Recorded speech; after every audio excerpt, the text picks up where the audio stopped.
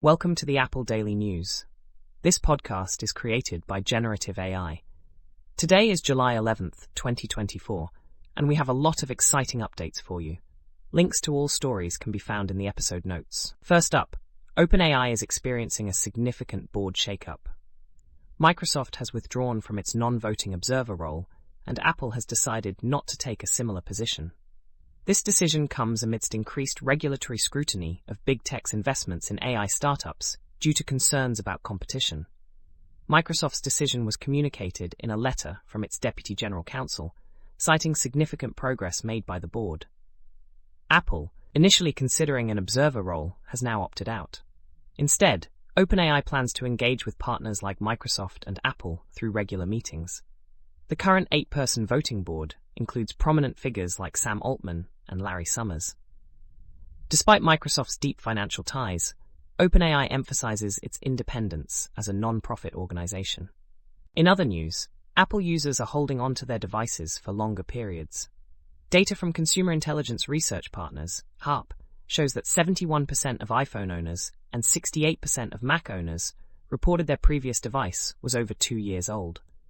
Specifically, 56% of Mac users now keep their devices for 3 years or more, up from 40% in 2020. Factors contributing to this trend include the improved performance and energy efficiency of Apple silicon chips, economic impacts of the COVID-19 pandemic, and satisfaction with current device capabilities. This shift has led to a decline in the need for frequent upgrades. Moving on to hardware performance, a recent blog post discusses benchmarking ARM processors, specifically comparing the Graviton 4, Graviton 3, and Apple M2 chips. The Graviton 4, Amazon's latest ARM processor, showed improved performance compared to the Graviton 3, but was slightly behind the Apple M2 in some tests. The Graviton 4's clock speed is 2.8 GHz, and it demonstrated better performance in tasks like URL parsing and base64 encoding-decoding. However, in tasks like Unicode validation and JSON parsing, the Apple M2 outperformed the Graviton 4. Overall, the Graviton 4 is a significant improvement over the Graviton 3, showing a 30% increase in speed despite similar clock speeds. In a surprising twist, an old Apple blog, TUAW, has been AI zombified by a new owner who purchased the domain and started posting articles under the names of former writers who left over a decade ago. The new owner, WebOrange Limited, seems to be using generative AI to recreate the work of the original writers.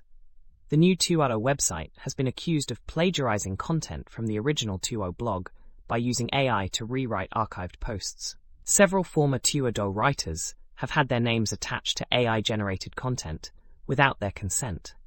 The new TUAW website has changed the names of authors like Christina Warren and Brett Terpstra to avoid legal action. A recent study titled Surveilling the Masses with Wi-Fi-Based Positioning Systems by researchers from the University of Maryland revealed how Apple's Wi-Fi Positioning System, WPS, can be exploited for global surveillance, even on non-Apple devices.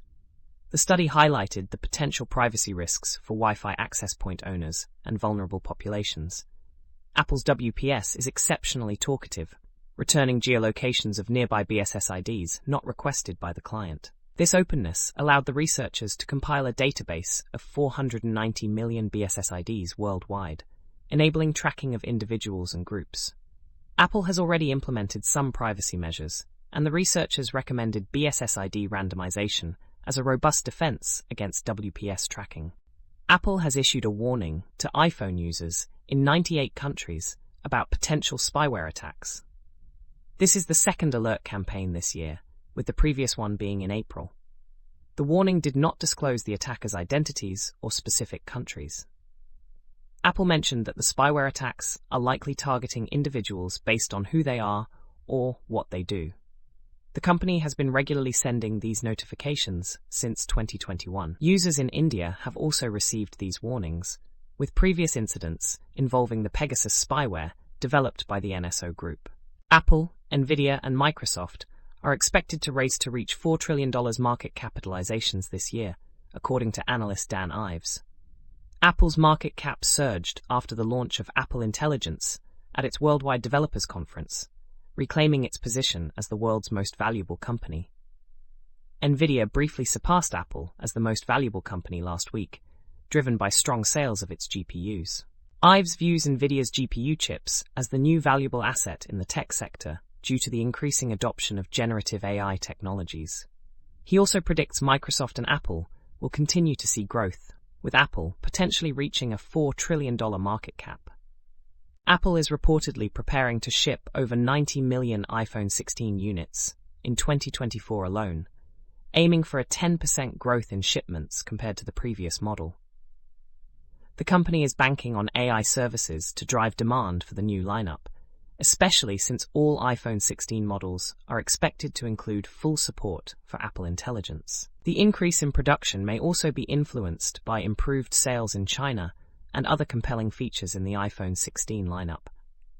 The upcoming iPhone 16 is expected to feature design changes for Face ID and other enhancements. Beginning today, Apple and Google are introducing a new photo and video transfer tool that allows users of Google Photos to directly transfer their collections to iCloud Photos. This initiative fulfills a core principle of the Data Transfer Initiative, DTI, by enabling reciprocity between the two platforms. The tool is powered by the open-source Data Transfer Project, DTP, technology stack, and will be rolled out over the next week. Data portability has become an expected feature in apps and services, and the DTP approach ensures the integrity of transferred data by aligning data models and authentication. Lastly, a fascinating project has emerged where a 2004 iPod has been modified to run RetroPie, allowing it to emulate various consoles and games. The project involves using a Raspberry Pi Zero 2W, the iPod click wheel, Bluetooth connectivity, and micro USB charging. The modified iPod features a custom-made Apple Game Boy boot animation and full control with the click wheel. The project also includes hardware components like a rechargeable battery, a breakout board for the click wheel, an LCD screen, and a 32GB SD card. The software setup involves installing Raspbian Lite and RetroPie, modifying a click.c program, and using GPIO key function for communication. That's all for today's episode of the Apple Daily News. Thanks for tuning in, and don't forget to check the episode notes for links to all the stories we've covered. Stay updated with the latest in Apple technology, and we'll see you next time.